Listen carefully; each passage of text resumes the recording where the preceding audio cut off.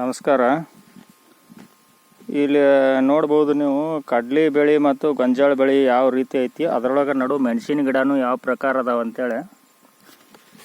ಈ ಬೆಳೆಗೆ ಯಾವ ತಳಗೊಬ್ಬರನೂ ಕೊಟ್ಟಿಲ್ಲ, ಸರ್ಕಾರಿ ಗೊಬ್ಬರ ಹಾಕಿಲ್ಲ, ಯೂರಿಯಾ ಗೊಬ್ಬರ ಹಾಕಿಲ್ಲ, ನ್ಯಾಚುರಲ್ ಆಗಿ ಬಂದಾವು. ಏನ ತಗೊಂಡ್ರು ಸ್ಪ್ರೇದಾಗ ತಗೋತೀವಿ.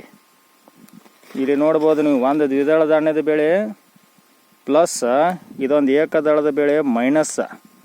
ಪ್ಲಸ್ ಮತ್ತು ಮೈನಸ್ ಎರಡೂ ಬೇರೆ ಭೂಮಿಯೊಳಗೆ ಕೂಡಿದಾಗ ಅಲ್ಲಿ ಪ್ಲಸ್ ಆಕತಿ. ಅಂದ್ರೆ ಪ್ಲಸ್ ಮೈನಸ್ ಕೂಡಿದಾಗ ಹೆಂಗೆ ಕರೆಂಟ್ ಉತ್ಪನ್ನ ಆಕತಿ, ಹತ್ತತ್ತಲ್ಲ ನಮ್ಮ ಲೈಟ್ ಹತ್ತವ, ಅದೇ ಸೇಮ್ ಇಲ್ಲಿ ಜೀವಾಣುಗಳು ಉತ್ಪತ್ತಿ ಆಗಕ್ಕೆ ಸ್ಟಾರ್ಟ್ ಆಕಾವ.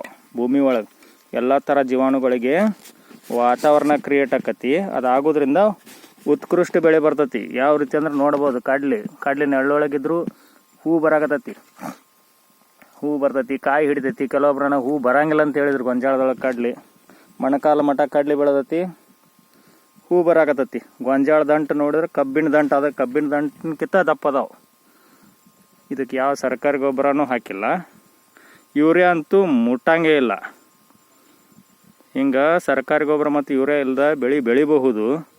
ಇದರಿಂದ ನಮ್ಮ ಭೂಮಿ ಫಲವತ್ತಾಗುವುದು ಅಲ್ದ, ನಮ್ಮ ಅಂತರ್ಜಲ ಇದು ನಾಶ ಆಗುವುದು, ಹಾಳಾಗೋದು ತಪ್ತೈತಿ, ವಿಷ ಆಗೋದು. ಆದ ಕಾರಣ ರೈತರು ಒಂದು ಸ್ವಲ್ಪ ಇದ್ರ ಬಗ್ಗೆ ತಲೆ ಕೆಡಿಸ್ಕೋಬೇಕು. ಮುಂದಿನ ಪೀಳಿಗೆಗೆ ವಿಷ ಅಲ್ಲದ ಭೂಮಿ ಉಳಿಸ್ಬೇಕಾಗಿತ್ತಂದ್ರೆ ವಿಚಾರ ಮಾಡಬೇಕು.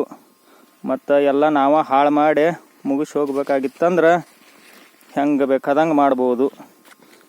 ಇದು ನನಗನ್ಸಿದ್ದು ನಾ ಹೇಳಕತ್ತೀನಿ. ಇನ್ನು ಮುಂದಿನ ವಿಚಾರ ನಿಮಗೆ ಬಿಟ್ಟಿದ್ದು. ನಮಸ್ಕಾರ ಎಲ್ಲ ರೈತರಿಗೆ.